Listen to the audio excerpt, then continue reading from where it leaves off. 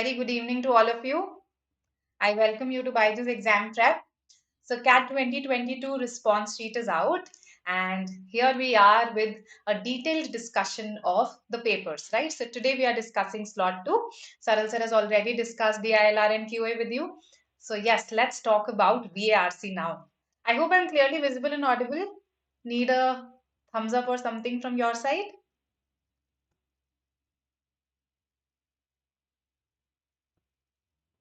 All right. Let's see.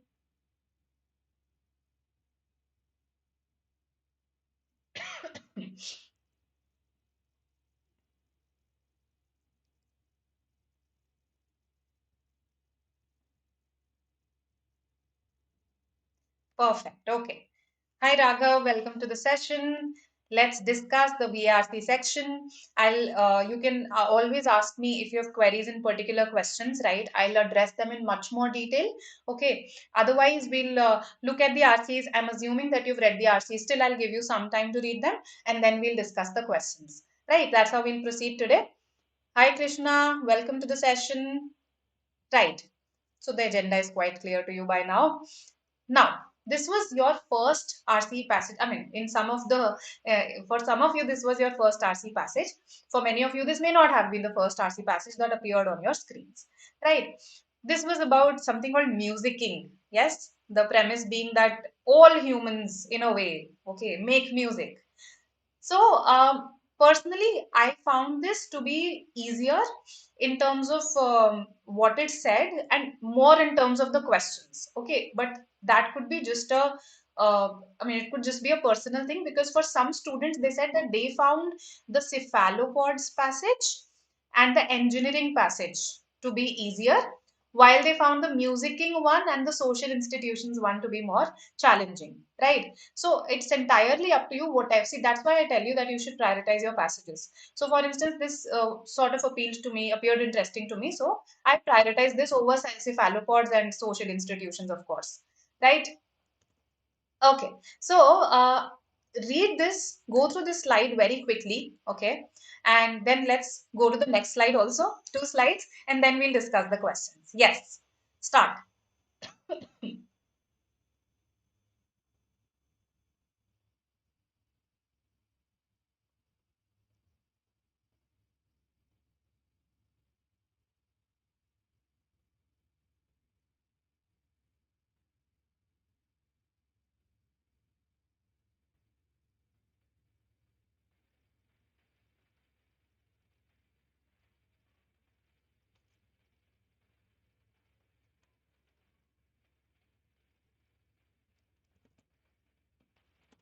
Let me know once you're done.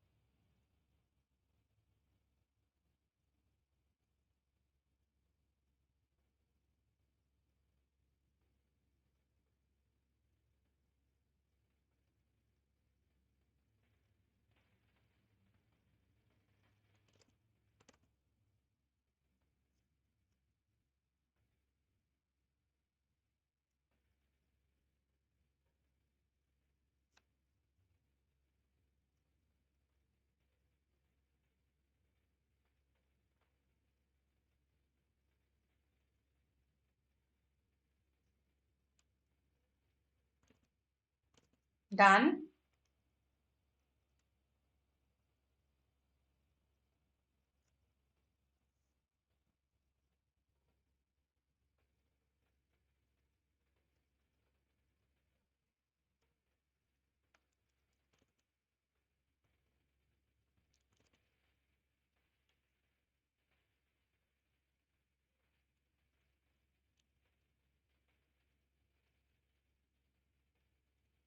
All right. So let's discuss the questions. I'm assuming that you've read the RC passage, right? I give you sufficient time. Now I understand that it appears a little abstract at some places, but again, what we have to keep in mind is that even if there are some places in an RC passage where it appears abstract to us, we have to try our best to understand the broader argument that is being made. Okay. And fortunately, in this passage, the questions were such that if you understood the broader argument of each paragraph, you could attempt the questions. So let's have a look at the first one. Which one of the following sets of terms best serves as keywords to the passage?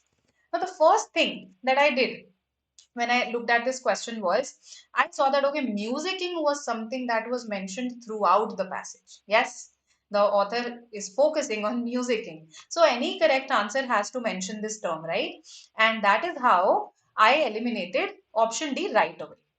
Okay, then, if you look at another option here, it talked about this person, Cassirer. Now, Cassirer was one thinker, perhaps, who said that Homo symbolicus cannot help but tangle musicking. Okay, the species Cassirer dubbed Homo symbolicus, okay, cannot help but tangle musicking in webs of symbolic thought and expression. So, this person is mentioned just for this reason that he called one species Homo symbolicus. That is it. There is no further role of this person in this RC passage. So, I don't think this can be a keyword of the RC passage. Based on this, I eliminated option B as well. Now, we're left with A and C. Humans, musicking, linguistic capacities. Yes, we do talk about human beings' linguistic capacities. The fact that they do language also, they are language makers also, right? We talk about symbol making also. I just read the portion.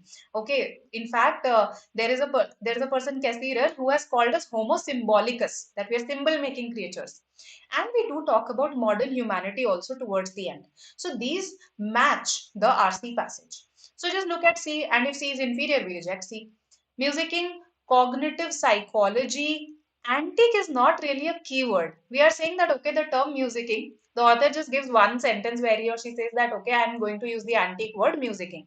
That's it. So I think C can be very easily eliminated and A is the answer here. Right. So one was A, as you can see here. And that's about it. I think you can do this through elimination. Second, based on the passage, sorry, uh, based on the passage, which one of the following statements is a valid argument about the emergence of music or musicking? Okay, now read your question stems very, very carefully. Again, how I navigated through this question, uh, we are talking about an argument about the emergence of music or musicking.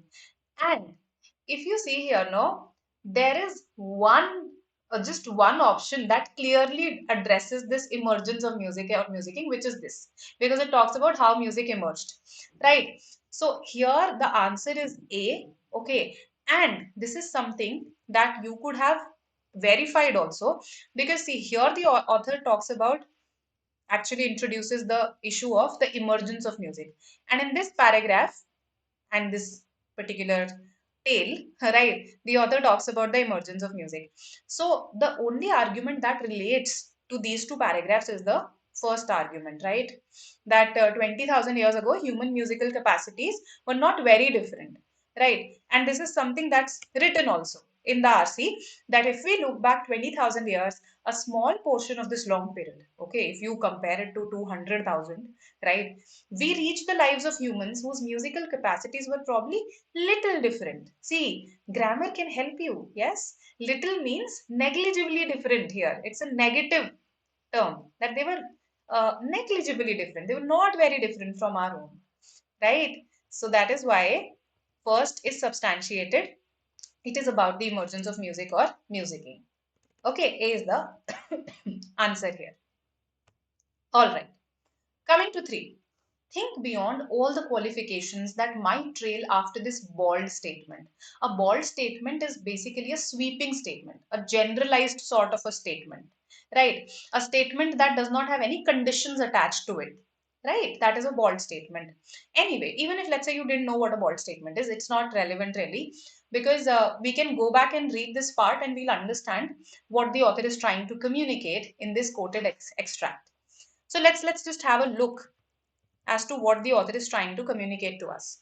So, uh, Here, humans today make music. Think beyond all the qualifications that might trail after this bold statement. So the author says, the I know that I've made a very generalized sweeping statement, and you may be thinking of a number of conditions that may actually follow this statement. For instance, you might argue that only certain humans make music, extensive training is involved, many societies distinguish music specialists and non-musicians. So the author says, yes, there can be a number of conditions that you can attach to my statement. These qualifications, whatever their local merit, okay, thoda bahut merit इनमें जो भी है, are irrelevant, are moot in the face of the overarching truth that making music, considered from a cognitive and psychological vantage, is the province of all those who perceive and experience what is made. Okay, so the author is saying that fine, there may be a number of conditions that you might attach to it, but essentially this remains true. If you look at it from a cognitive and psychological vantage, that we are almost all of us musicians. So ultimately, the author is asking us to think beyond all these conditions that might come to our mind when we hear the statement humans today make music. So, what is the author trying to communicate then? A bold statement is one that requires no qualifications to infer its meaning. That is not what the author is trying to communicate to us, right? Here, a sort of a definition of a bold statement is given to us. So, that's not what the author is trying to communicate. Thinking beyond qualifications allows us to give free rein to musical expressions. Musical expressions have not been discussed in that particular area. Although there may be many caveats are conditions and other considerations, the statement is essentially true. So think beyond all these caveats. The statement is essentially true. So the author is not trying to define bold statement for you. The author is not talking about musical expressions. Again, sees the answer here. I hope this makes sense to you. If there are any queries, you can keep asking. Right. Which one of the following statements, if true, would weaken the author's claim that humans are musicking creatures? So you have to basically weaken what the author has said. The author has said this, we are musicking creatures. So somehow if I'm able to show that, okay, we are not really, it's not as innate as we think it to be, right? Then we'll not be musicking creatures. So let's have a look. Let's have a look. Musical capacities are primarily socio-cultural, which explains the wide diversity of musical forms. Socio-cultural means something that is learned after you are born, right? Learned through society, culture. Okay. B. Non-musical capacities are of far greater consequence to human survival than the capacity for music. This is comparing musical capacity to non-musical capacity and saying that, okay, this is more essential to human survival. When the author says humans are musicking creatures, the author does not imply that musicking is essential to human survival. That is not the argument. No, the author is saying that we are almost all of us musicians because in some way or the other we perceive, we experience music, right? So anybody who can actually dance, anybody who can repeat a tune, recognize a tune, all of us can be said to be making music. वो उसका definition is not talking about survival anywhere, right? Read this part and this will become clearer to you. Now, coming to our question again. So, survival is not really the point of the author when he or she says that humans are musicking creatures. She says, from a cognitive and psychological vantage, musicking arises from unconscious dispositions, not conscious ones. So, this is in fact saying that it is a very deep-seated thing in human beings. So if that is correct, this would go on in a way to support the author's idea that humans are musicking creatures. It will not weaken the author's claim in any way. Eliminated. As musicking is neither language-like nor symbol-like, it is a much older form of expression. Okay, so it is much older. How does that relate to whether humans are musicking creatures or not? Whether music is innate in human beings or not? This does not actually relate to my argument or the author's claim at all. So eliminate it, and the answer here is A. So Shreyash, you can enter your score in the score percentile calculator, right? And you'll get to know. Okay. So A is the answer, yes. If and why is that the answer? We need to be sure about that also. Because if I say that it is something that is learned, that means that it is not something that is related to our, let's say, I mean, it's not something that's innate, I would say. The author's understanding of humans being musicking creatures is that it's something that's innate. But अगर वो हम learn कर रहे हैं socio culturally, so that means इतना innate नहीं है वो जितना हम सोच रहे हैं, inherent इतना नहीं है, right? And yeah, so wide diversity of musical forms, whereas the author is focusing on how musical capacities have been pretty much constant for thousands of years, right? So A जो है वो weaken कर रहा है claim, and you could attempt this through elimination. You could be very sure about the answer through elimination, right? So all in all, I felt that the first passage's questions were not as challenging as, let's say, reading the passage and some areas of the passage was, right? And you could have given this a decent shot. Just a second. The answer here has been extended as C. Musicking arises from unconscious. This could be, just give me a second, huh? No, this is by mistake. This has been entered as C in the PPT. The answer is A. ठीक है? By mistake, this has been entered as C. All right. Now coming to our next RC passage. So this one was a challenging one. Yes, it's good that we do away with the challenging ones in the beginning itself. Then we'll focus on the easy passages and we'll focus on VA. Right. So again, I'm giving you some time to read, to go through it, right? And then we'll discuss the questions. Try to grasp whatever you can from this, whatever you understand from this. And trust me, even if you grasp it partially, you can attempt 2 questions. This was that kind of a passage. 2 questions ho jate tabhi. Let's see.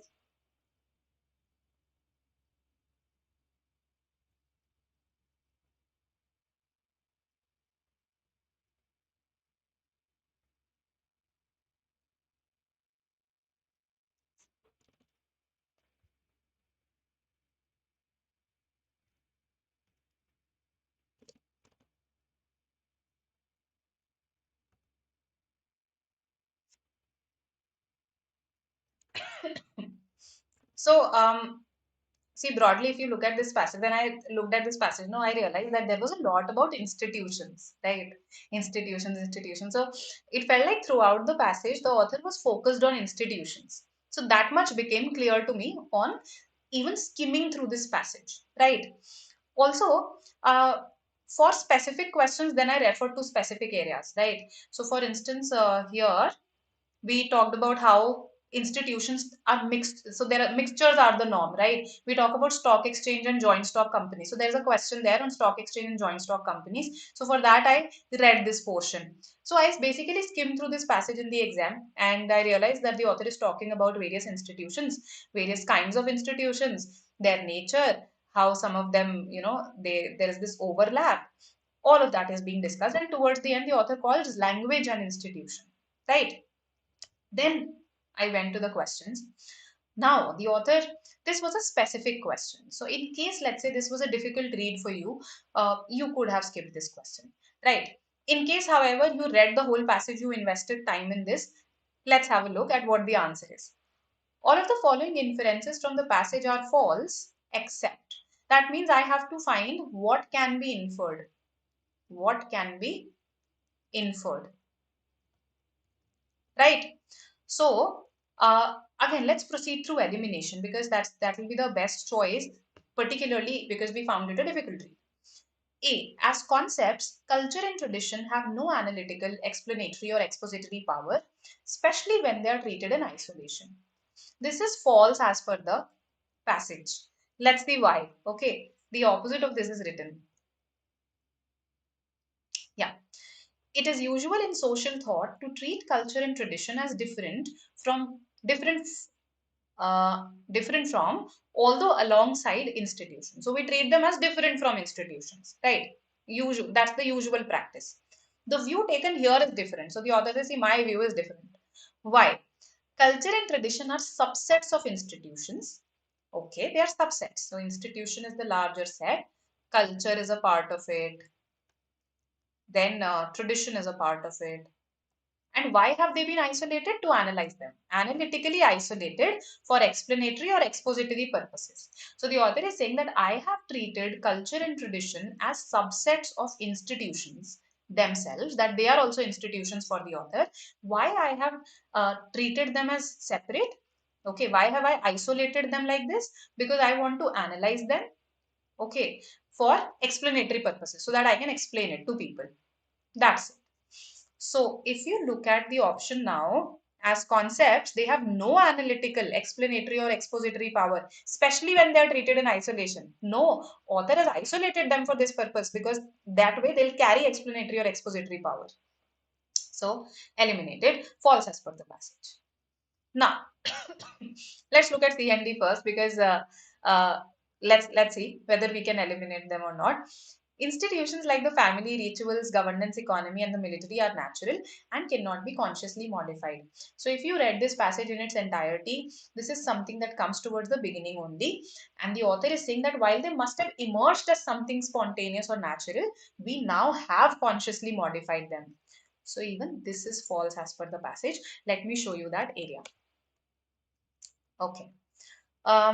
So, Hegelians and Marxists emphasize universal institutions such as the family, rituals, governance, economy, and the military. These are mostly institutions that just grew. So, they just emerged. Perhaps in some imaginary beginning of time, they spontaneously appeared.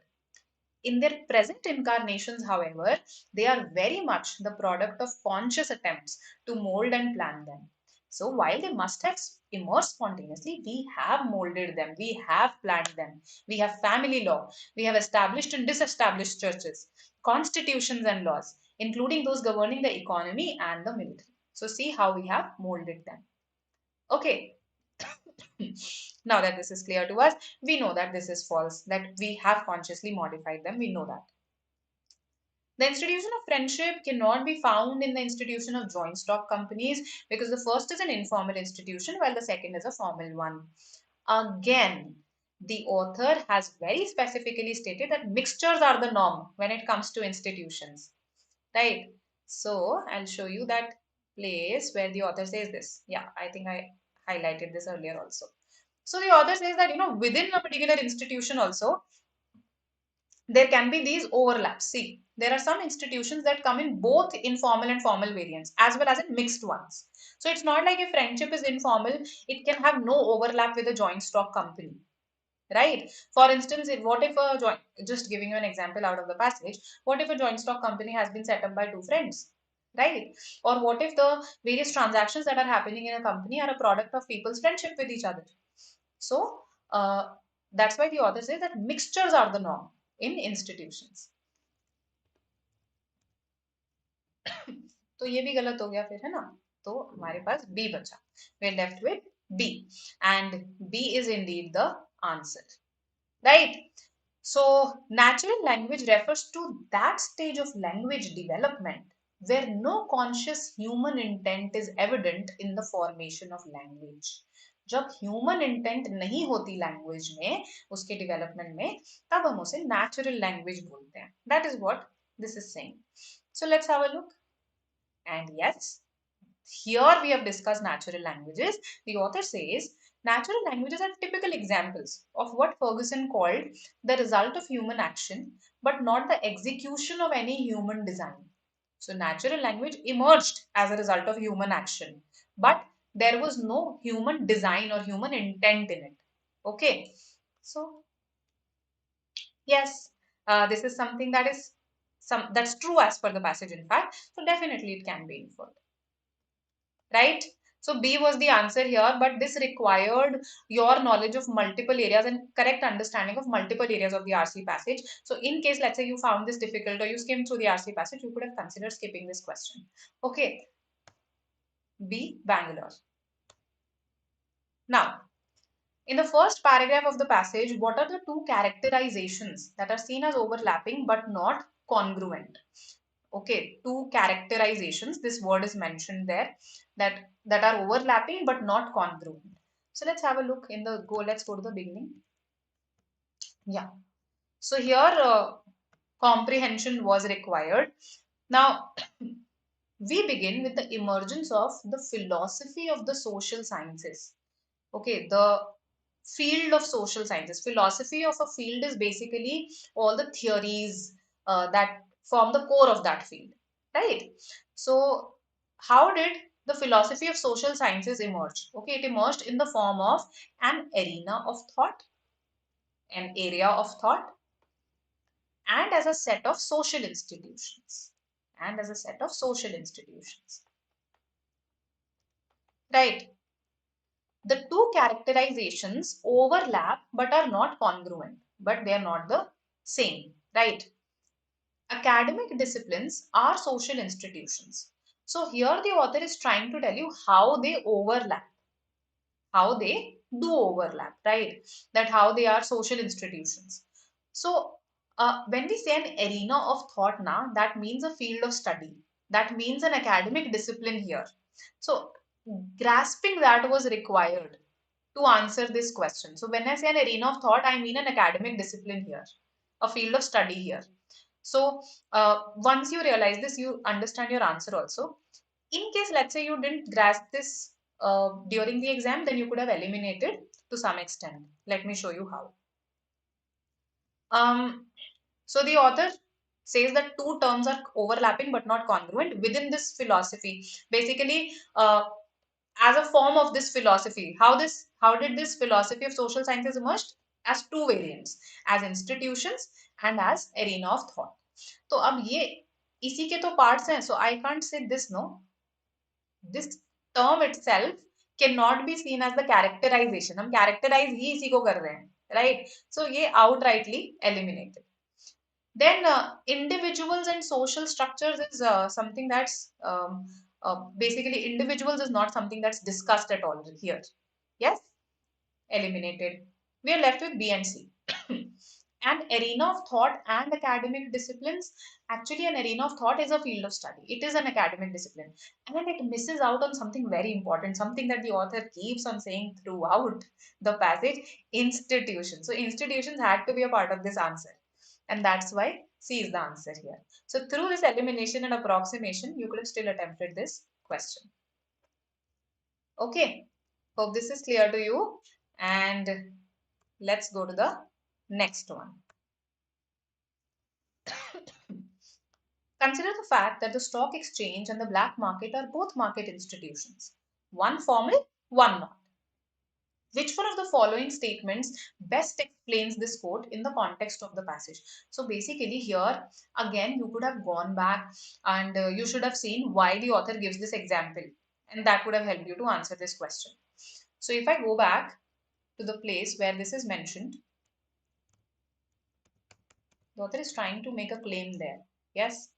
What is that claim? We have read that already. Mixtures are the norm. Yeah, here. There are some institutions that come in both formal and informal variants as well as in mixed ones. Consider the fact that the stock exchange and the black market are both market institutions, one formal, one not.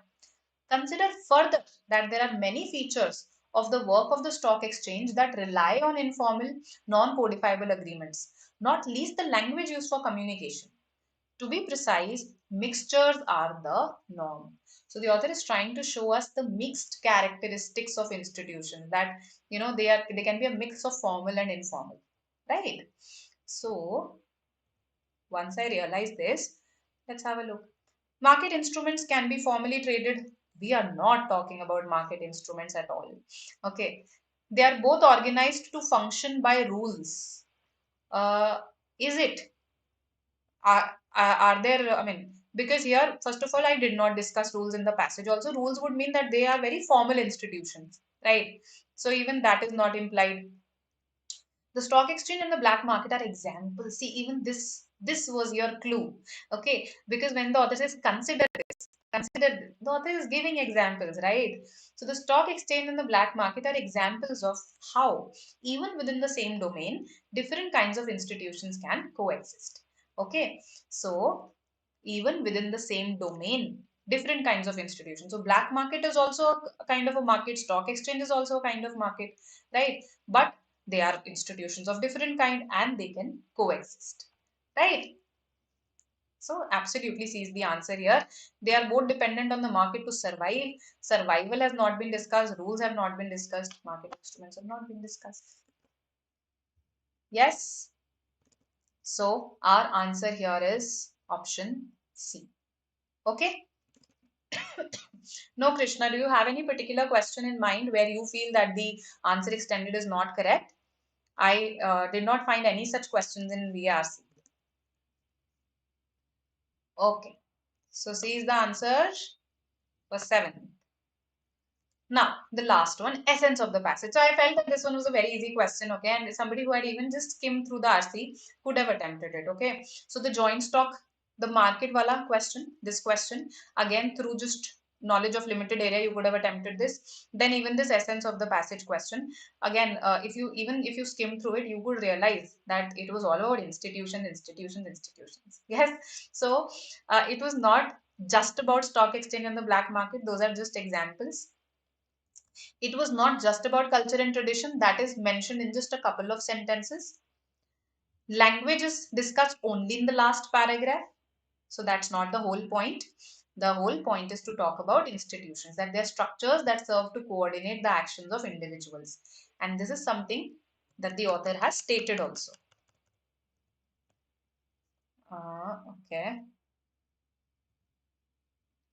Here, let us straddle all these versions and present institutions very generally. So, broadly, generally, the author feels this, that they are structures that serve to coordinate the actions of individuals.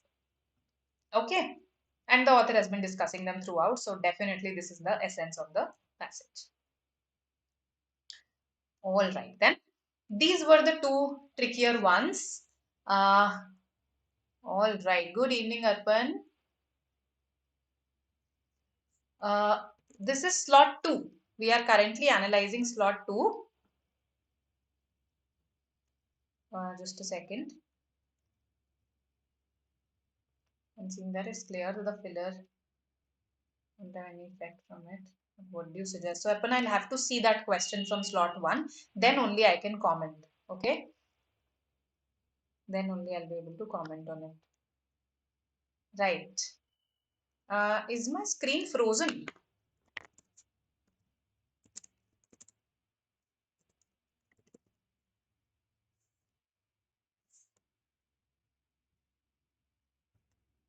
Just a second. Or is it just that I cannot see the stream? All right, then I think it's not frozen. It's just for me that this is happening. Okay. Anyway, the answer is D, Delhi here. All right. So here we have an interesting passage. I honestly found this very interesting. Probably because again I read such articles a lot, right? Which wherein we talk about the social dimensions of various issues that are usually thought to not have social dimensions, right? So I found this very interesting. And in case you are reading right now, I'm giving you some time. Read it quickly. It's a very easy read also. Okay. Yeah.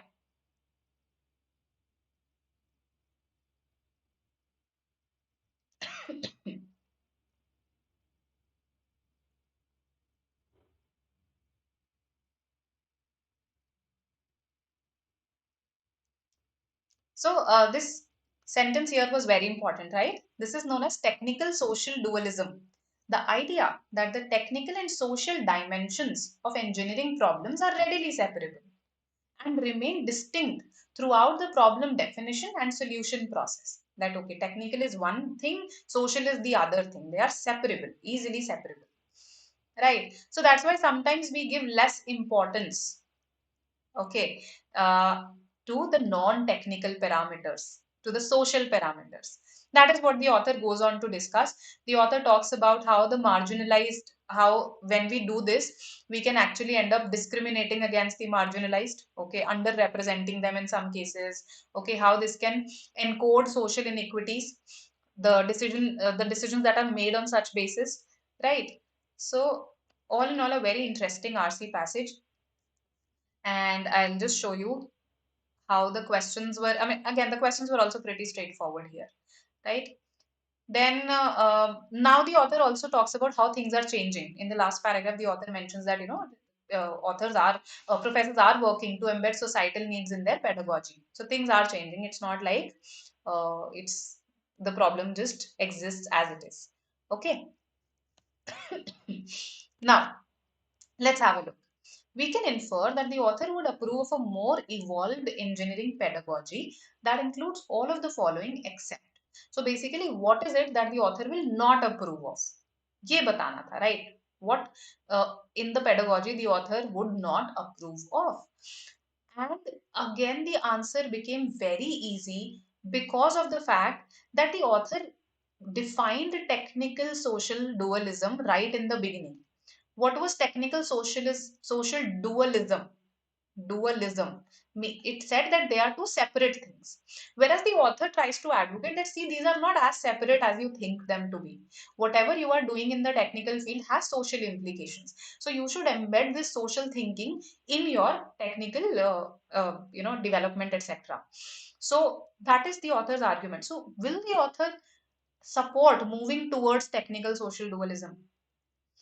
No matter what is stated after this. But the way the author has defined technical social dualism is that they are separate things. So the author will never advocate moving towards technical social dualism. That's how you could have attempted this easily. Okay, so B Bangalore is the answer here. The others the author would approve. Yes, because the author does talk about sustainability also. The author is concerned that particularly, there's a lot of medical waste. Sustainability is not something that people take care of. Then needs of communities, using local knowledge, responding to local priorities. The author is all about inclusivity, right?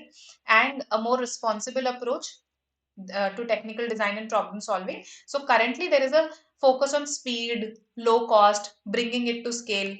The author mentions it in the beginning, no, that currently this is our focus. ये हमारा focus है, right? We are not bothered about the social dimensions.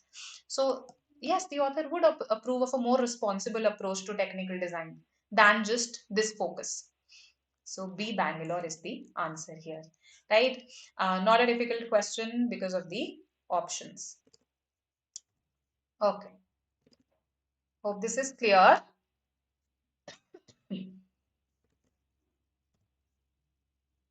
All right, let's go to question 10.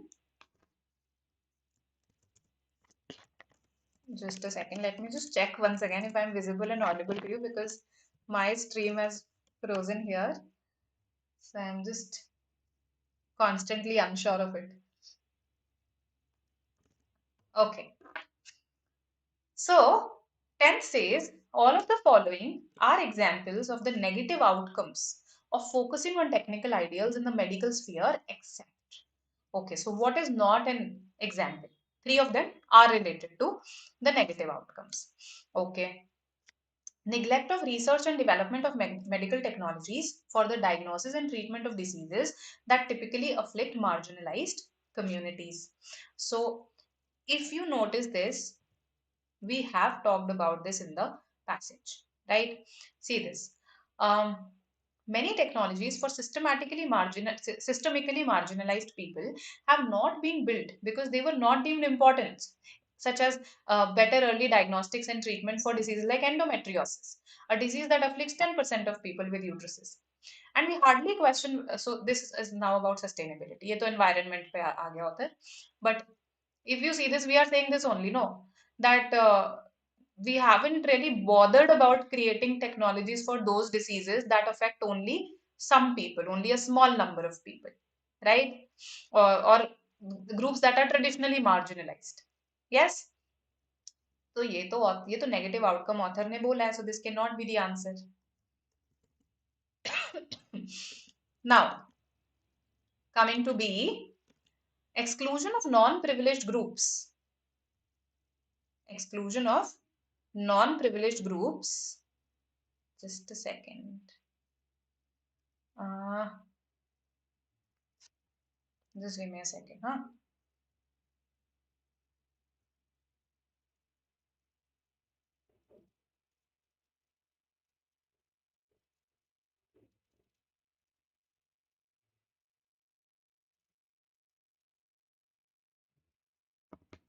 Okay. Then we say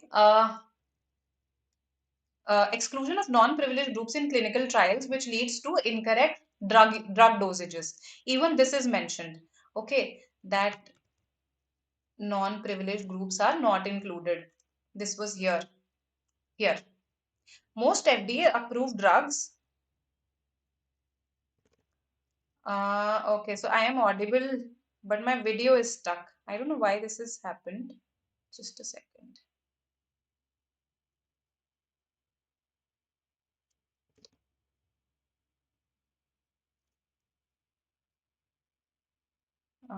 Let me just resolve this.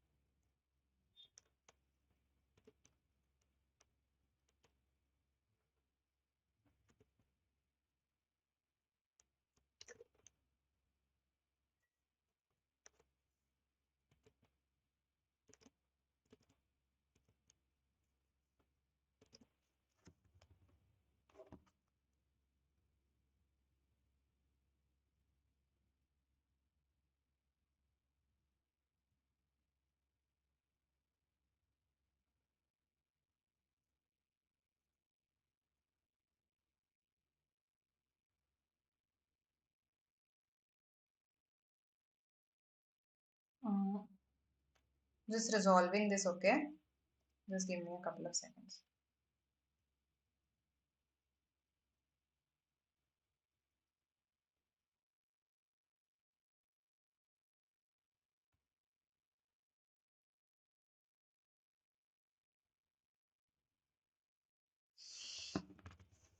Right.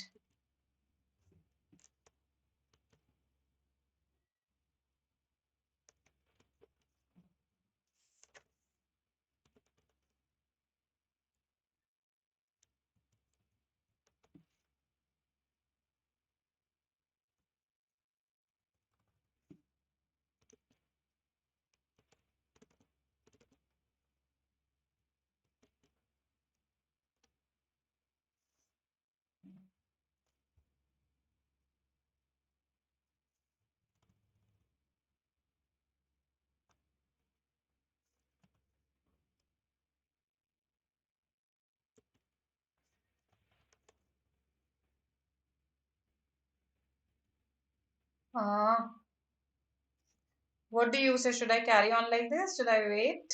Because I'm audible to you, right? We're working on resolving this.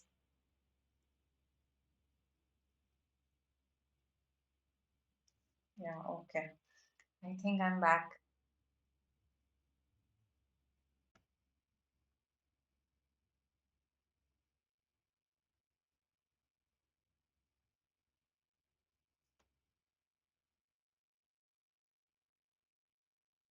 Right. So let's begin. Yes, let's begin from where we left off. I was talking to you about this question here. Just a second. Yes. So all of the following are examples of negative outcomes of focusing on technical ideals in the medical sphere, except. So three of them are actually negative outcomes, which are mentioned in the passage. One of them is not. Okay. The author does talk about this, that we are neglecting research and development of those diseases that affect just the marginalized communities. The example given in the passage is endometriosis. Then exclusion of non-privileged groups in clinical trials, which leads to incorrect drug dosages. Even this is mentioned, right? The author talks about this, that most FDA-approved drugs are incorrectly dosed for people assigned female at birth. Okay, why? Why does that happen? Because they have been inadequately represented in clinical trials. So even this is something that the author has mentioned. So even this cannot be the answer. And if you see a related point, incorrect assignment of people as female at birth. It's not like, let's say someone was not born female at birth and you are saying, no, no, this person is female at birth. That is not the problem. The problem is that those people who are assigned female at birth, they are not participating in the trials, as in they are not being represented in the trials, right? So this is extremely distorted, and right away you realize that okay, this has to be the answer. Again, the options are easy. Okay. D says continuing calibration of medical devices based on past racial biases that have remained unadjusted for changes. Even this is mentioned that uh, there are devices that are based on these past biases and they are not even being changed. Okay, this was there in, just a second. These racially based adjustments, see, are derived from research done by eugenicists who thought these racial differences were biologically determined and who considered non-white people as inferior. Right? So, see, spirometers, they measure lung capacity. They still have the correction factors that automatically assume smaller lung capacity in Black and Asian individuals, which was something that was based on racial discrimination. And they've not even been revised. These machines ignore the influence of social and environmental factors on lung capacity. So even this is given, right? So ये easy question था, right? And uh, these three were actually mentioned in the passage. This was clearly distorted. Okay, see. The author gives all of the following reasons for why marginalized people are systemically discriminated against in technology related interventions, except. Okay. So the good thing about this question is it gives you quotes from the passage itself. So you just have to identify which quotes relate to marginalized people being discriminated. Marginalized people who exist on the margins, people who are not represented in the mainstream, right? Usually the discriminated groups. So three of them will talk about discrimination of marginalized people, one of them will not. And that's again very easy to identify because see, racially based adjustments, discrimination. Social inequities, discrimination. Then dominant culture. See, a dominant culture that is focused on economic growth for the most privileged segments of society. Again, discrimination. So these cannot be the answers. A is the answer. A is about environmental sustainability. So this is not associated with discrimination of marginalized people. Right? So I hope this is clear to you. A is the answer. 12th. In this passage, the author is making the claim that. So what is the claim that the author is making here? The objective of best solutions in engineering has shifted the focus of pedagogy, okay, from humanism and social obligations to technological perfection. Has the focus shifted uh, from here to here? Is this something that the author is saying? Yes. You tell me. From based on let's say just your understanding of just the previous three questions that we have done. Can you say that this is true? That the focus has shifted?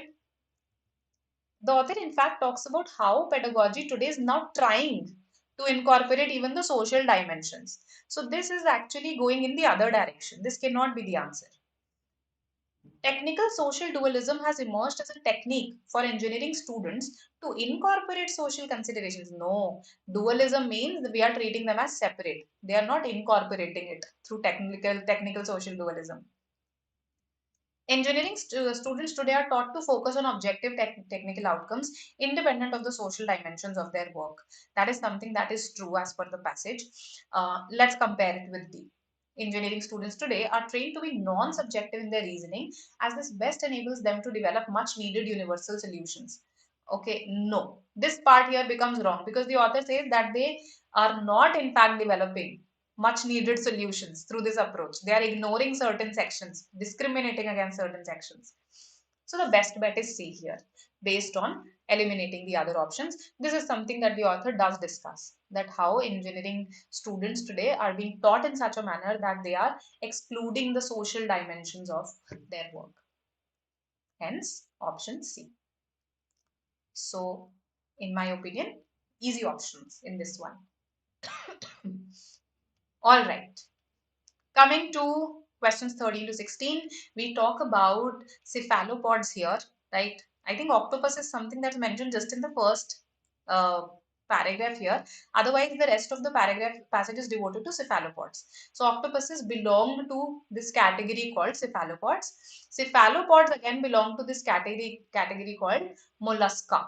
Okay, so it works like this: mollusca, a part of mollusca is cephalopods, and your octopuses are one of the cephalopods, right?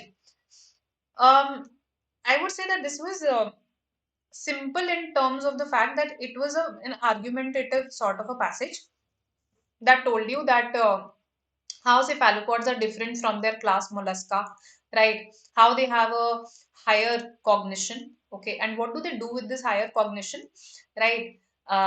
They manage to secure their own invisibility cloak. And this was what the rest of the paragraphs discussed, that how they become invisible, right? Through various these these organs that they have, chromatophores, right? Iridophores, then papillae, right? And finally the leucophores. So that's a pretty structured passage that way. Okay, four organs or four basically sections of skin, etc., etc., that help them to become invisible in a way, that help them to camouflage. That was what the passage talked about. Now, 13.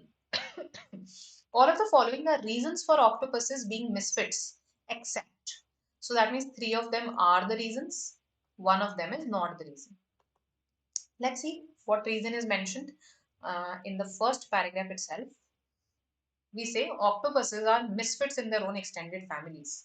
Yes, they belong to the mollusca class Cephalopoda, but they don't look like their cousins at all. So that's one difference. They don't look like them. Other mollusks include sea snails, sea slugs, bivalves. Most are shelled invertebrates with a dorsal foot. So other mollusks look like this. They are shelled invertebrates with a dorsal foot. Cephalopods are all arms. They have arms, wherever you can see, and can be as tiny as 1 centimeter and as large as at 30 feet. So they look different. Okay. And while these are shelled snails, slugs, bivalves, it's mentioned later on that there is no shell that covers the cephalopods. Right. So octopuses का भी कोई shell नहीं होता. So एक तो shell नहीं होता, दूसरा they are all arms. Right.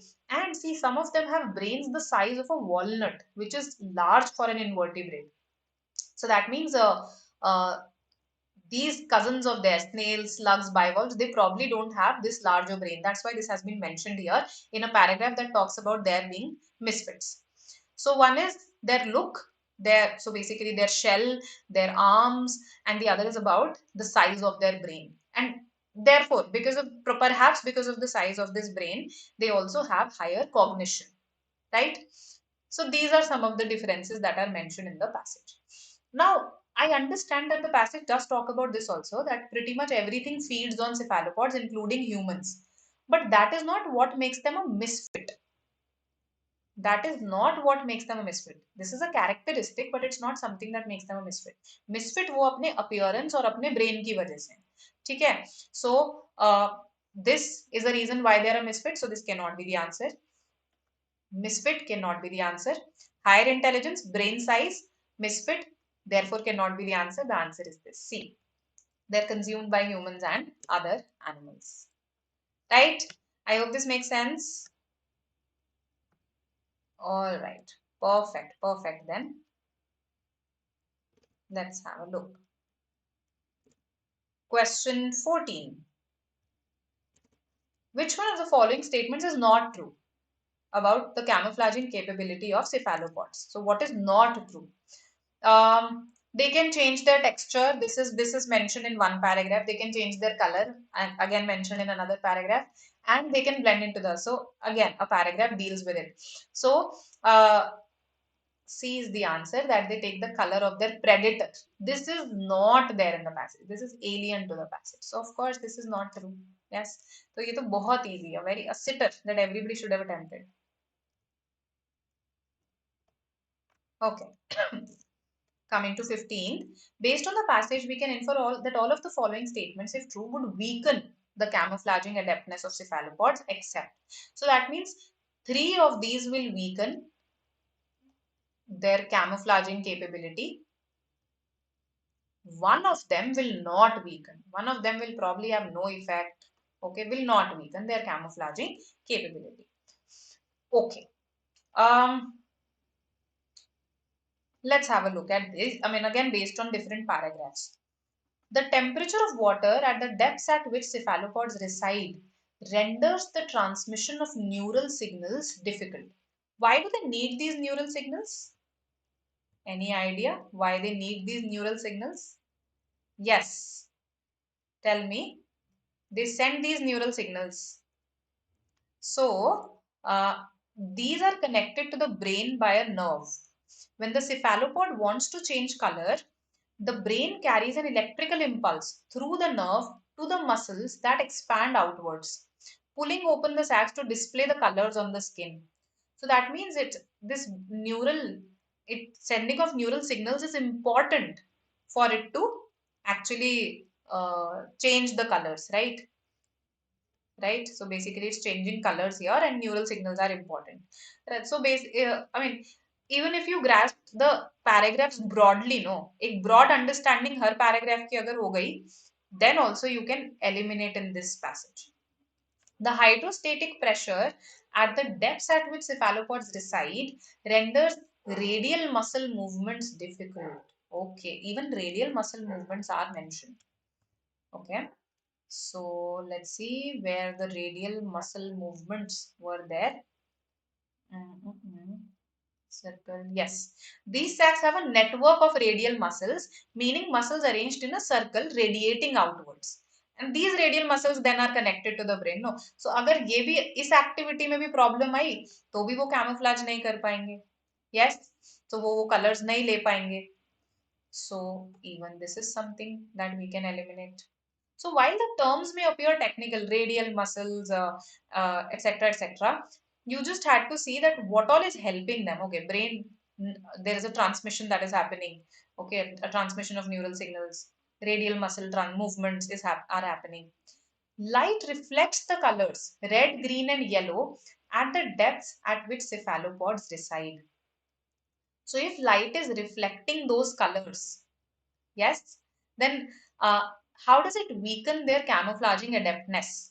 Okay, see this. If light is reflecting these colors, so basically what is happening here? Pulling out open the sacs to display the colors on the skin. Why these three colors? Because these are the colors the light reflects at the depths that they live in. The rest is absorbed before it reaches those depths. So the rest of the colors, they are being absorbed anyway. Okay, so if light is reflecting back these colors, that means that these colors will become visible. Okay, and therefore the predator can detect them. So even this will weaken their camouflaging ability, the light reflecting these colors. If let's say light had absorbed even these colours तो फिर उनको जरूरत ही नहीं पड़ती, right, camouflage करने की.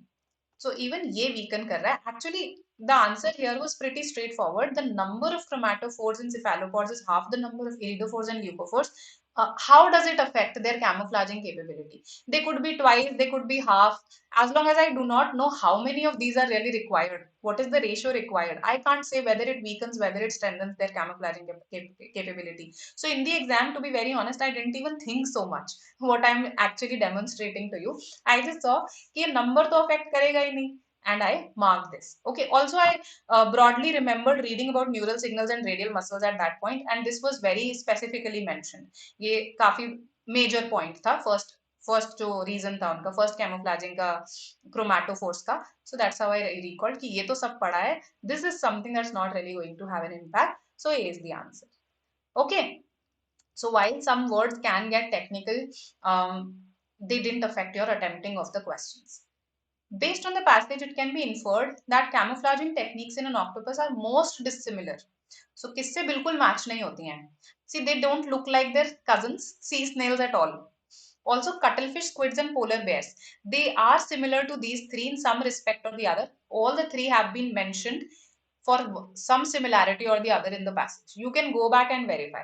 ये बिल्कुल sitter direct question था. Everyone should have attempted this. Okay. So D is the answer for this one. All right. So I hope this is clear. We are done with all the passages, and we did the ones that students found difficult first. Okay, and then we addressed the other two. Let's talk about VA now. The parajumbles, the sequence parajumbles, they didn't carry any negative marking. They were type in the answer. Some of them were tricky, okay. So out of three, I think two of them were tricky. Let's have a look. So arranging, here one pair can be identified very easily. Food is commonly framed through the lens of individual choice. You can choose to eat healthily. The individualized framing of choice appeals to a popular desire to experience agency. So, this individualized framing, which framing? This. So, 2 and then 4 is a pair. This appeals to the popular desire to experience agency, that we have the power to choose. But it draws away from the structural obstacles that stratify individual food choices. But there are a lot of structural obstacles also. It's not just about individual choice, right? So 2 and 4 is a pair. Now, it talks about women here. Women may prioritize cooking. Yes, looks like the odd one out, in fact. But let's see how this is related. This is particularly so in a neoliberal context where the state has transferred the responsibility for food onto individual consumers. What is particularly so? This ignoring of structural obstacles. This is particularly the case where the government tells you that it is your responsibility. It is the responsibility of the individual consumer. So then we ignore all the structural obstacles, all the bigger obstacles. हम सोचते हैं बस individual की ही responsibility है. And this is in a way giving as an example that see why women may prioritize cooking, because they feel that they alone are responsible. We are actually transferring the responsibility for food onto individual consumers. So this is basically a consequence of this, that women are prioritizing cooking because they feel they alone are responsible for mediating a toxic and unhealthy food system. This is the consequence of this transfer of responsibility. So 2431 could have been attempted if you read this a little carefully. Okay, making the pairs, at least two of the pairs could be easily made out of these three pairs that are there, right? Okay, this is a para summary question. We have been given something about, just a second, anxieties, manipulation, Cold War era. Okay, this is about, just a second, behavioral control. Yes. Okay. Today, many of the debates about behavioral control in the age of big data echo Cold War era anxieties, okay, about brainwashing, insidious manipulation, and repression in the technological society. In his book Psychopolitics, Han warns of the sophisticated use of targeted online content, enabling influence to take place on a pre-reflexive level. Okay, so sophisticated use, you are enabling the influence to take at a pre-reflexive level where you are not even able to reject it through your reflex actions. On our current trajectory, freedom will prove to have been merely an interlude, merely a break, a brief space. The fear is that the digital age has not liberated us but exposed us by offering up our private lives to machine learning algorithms that can process masses of personal and behavioral data. I think this is a very relatable sentence here in this paragraph. In a world of influencers and digital entrepreneurs, it's not easy to imagine the resurgence of a culture engendered through disconnect and disaffiliation. But concerns over the threat of online targeting, polarization, and big data, they have inspired recent criticism, polemics is criticism, about the need to rediscover solitude and disconnect. See, we can't go back to the time when there was a disaffiliation. We can't think about disconnect now, but we can actually, the recent criticism is that we need to rediscover solitude and disconnect. This is what it meant. So, a complicated way of saying something that all of us feel about the digital world today. Okay, so you tell me, what do you think the answer should be here? How you eliminated in this? Yes, disconnect. Okay, fine. It's not possible to go back completely to disconnect disaffiliation. Okay, so let's eliminate. The role of technology in influencing public behavior is reminiscent of the manner in which behavior was manipulated during the Cold War. This was just an example that the author was offering to us in the beginning. It's not the point, not the point of the paragraph. The notion of freedom and privacy is at stake in a world where AI is capable of influencing behavior through data gathered online. Is this the main point? Are we concerned mainly about AI here, or are we concerned about big data? So main concern is about big data and not really AI. D says rather than freeing us, digital technologies enslaving us by collecting personal information and influencing our online behavior. While this problem has been mentioned, the author also talks about how it has given rise to recent criticism, to recent debates on something. So this is incomplete. And that's why this is not the answer. With big data making personal information freely available, right? So this is, I told that this line actually relates to us a lot. We are offering up our private lives to machine learning algos that can process masses of personal and behavioral data. So our data is available there, out there, right? So the debate on the nature of freedom and the need for privacy have resurfaced. Privacy, freedom, these concepts have been discussed, and the debate, the criticism, that's an important part of the paragraph. Only B can be the answer. This was a pretty easy question, okay, if you just grasp the paragraph. Okay, all right. This one required some thinking because of the options. There's a common idea that museum artworks are somehow timeless. See, when the author says there's a common idea that museum artworks are somehow timeless objects available to admire for generations to come. But so here comes the author's opinion, which has to figure in the summary, yes. But many are objects of decay. Okay, so this has to figure in the summary. Even the most respected old master paintings don't escape. Pigments discolor, varnishes crack, canvases warp. So further substantiated through an example.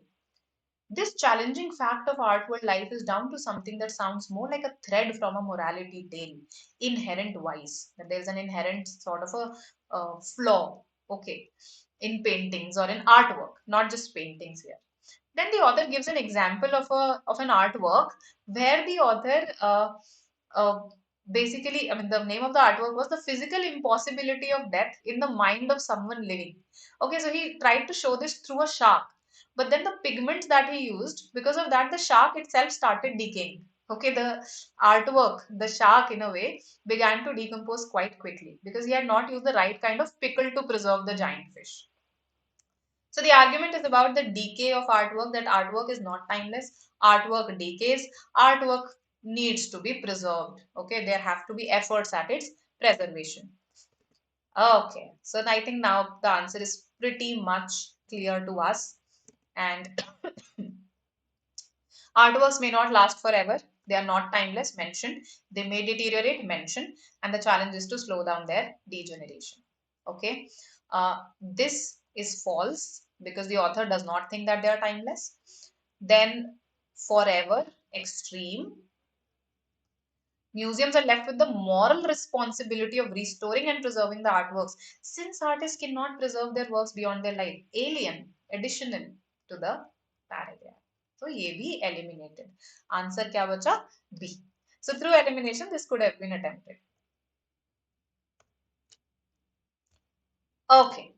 Coming to the 20th question, we have to arrange them in a sequence. Okay. And here actually 3 sentences can be arranged very easily. So I'll first arrange those. The trajectory of cheerfulness through the cells is linked to the history of the word cheer, which comes from Old French, meaning face. Okay. So cheerfulness comes from Old French, meaning face. People in the medieval Canterbury tales have a piteous or a sober cheer. So basically a piteous face or a sober face. Cheer is an expression and a body part. Okay, it's your face. Lying at the intersection of emotions and physiognomy. Physiognomy is the study of your face actually. So ये तो बहुत ही strong pair है. Then B says translations of the Bible into vernacular languages and expanded the noun cheer into the more abstract cheerfulness. So when Bible was translated, cheer was expanded to cheerfulness, something that circulates as an emotion and its social quality, defining the self and a moral community. So पहले ये meaning था, फिर expand हो गया. तो ADB is a very sorted sequence. Now the placement of C is the matter, and it should come in the beginning. Okay, the sequence should be 3, 1, 4, 2. Why? Because when you say the trajectory of cheerfulness through the cells, the path that this cheerfulness through the self has taken. So first you need to define this. Now, what do you mean by cheerfulness through the self? That is defined in C. That when you take on a cheerful expression, no matter what the state of your soul, your cheerfulness moves into the self. The interior of the self is changed by the power of cheer. So this is what it means. What means cheerfulness through the self. And then we trace its trajectory. कैसे आया ये concept cheerfulness through the self का. So that's why 3142 it should come in the beginning. Okay. All right. I didn't find anything wrong. Oh, okay. 3142 is the sequence here. Okay, this one again, para summary about urban populations, urban life. And the author basically wanted to say that some of the world's earliest cities were organized along egalitarian lines. So the first sentence itself was the most important here. That and basically we have evidence of it now. Evidence, there is simply no evidence of a class of administrators or any other sort of ruling stratum. Okay, in the earliest cities of the world, in the earliest urban settlements. So it seems that urban life would require political organization, but actually that was not the case. So this study may open our eyes to egalitarian possibilities we otherwise would have never considered. That's what the author is saying, that we have found evidence that urban cities, I mean various cities earlier were egalitarian. So which option captures this? The emergence of a class of administrators and ruling stratum transformed the egalitarian urban life of ancient cities into the hierarchical civil organizations of today. Okay, is this the focus? That because administrators emerged, this is what happened. Are we tracing this shift in the paragraph? No, we are talking about how we have found some evidence and how it opens us to possibilities that we may not have considered otherwise. So we now have the evidence in support of the existence of an egalitarian urban life where political and civic organizations was far less hierarchical. And this part is really a focus here because we are talking about how there were no temples, there were no palaces, there were no administrations. So through different examples, I am trying to show कि वहां पर hierarchies नहीं थी. ठीक है? And that's why B is better than let's say A. Ancient cities by the absence of religious. No, this is again not the main point here.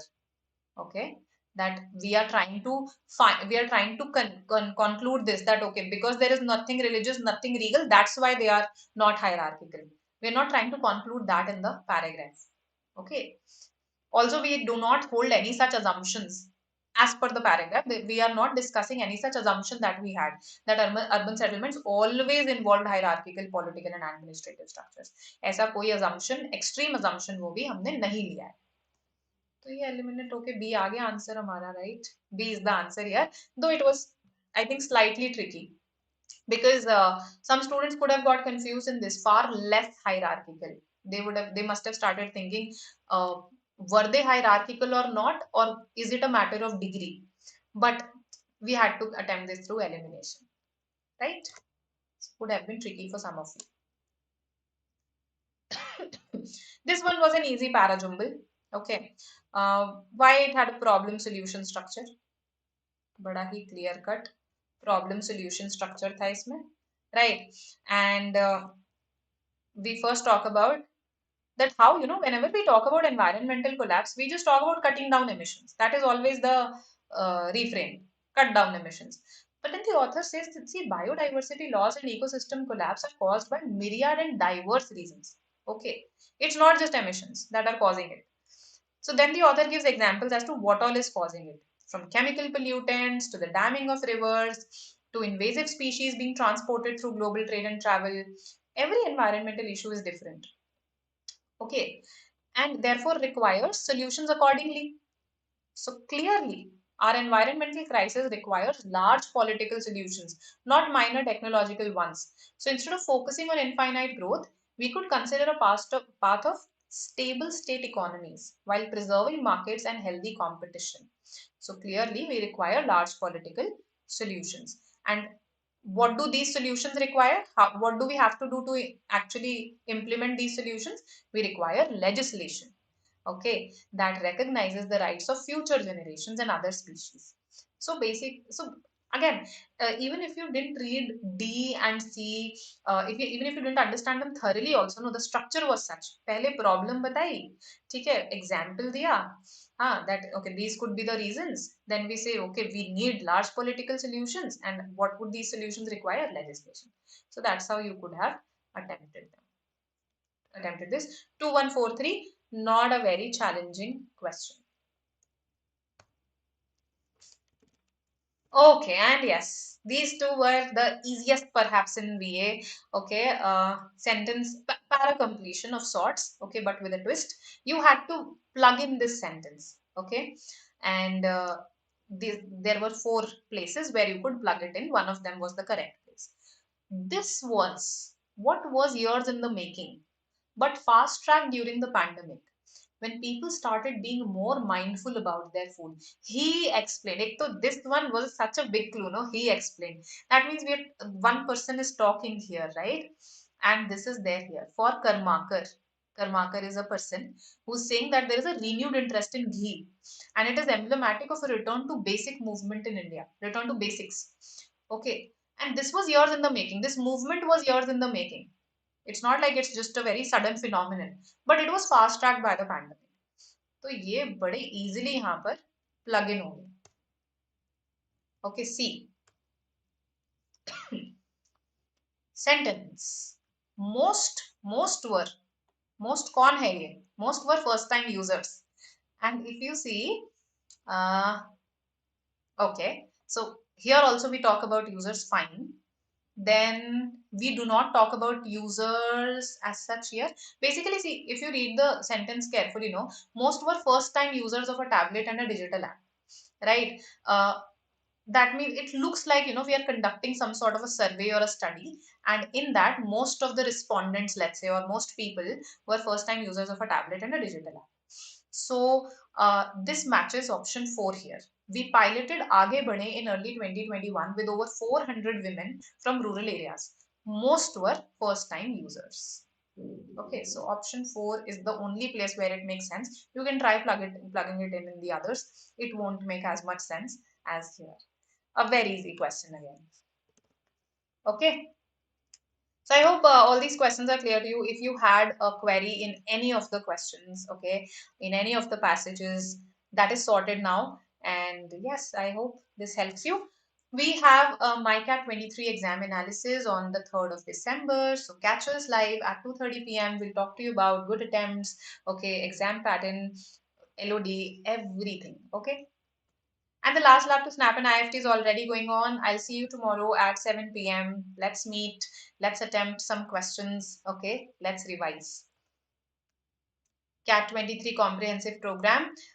If any of your friends are preparing for 23, or if you are considering preparing for 23, then this is the program for you. A lot being offered in this. You can just go for a quick read. Yes. And we can stay connected via various social media platforms. Facebook, Instagram, um, Telegram is there. Yes, so do join these platforms, and I'll see you tomorrow at 12 and at 7 again. All right, bye bye, see you.